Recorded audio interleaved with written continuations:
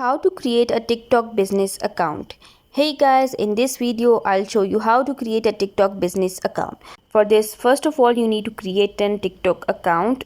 Once it's created, click on profile, then click on these three dots on the top of the screen, then click on settings and privacy, then click on accounts, which is the first option.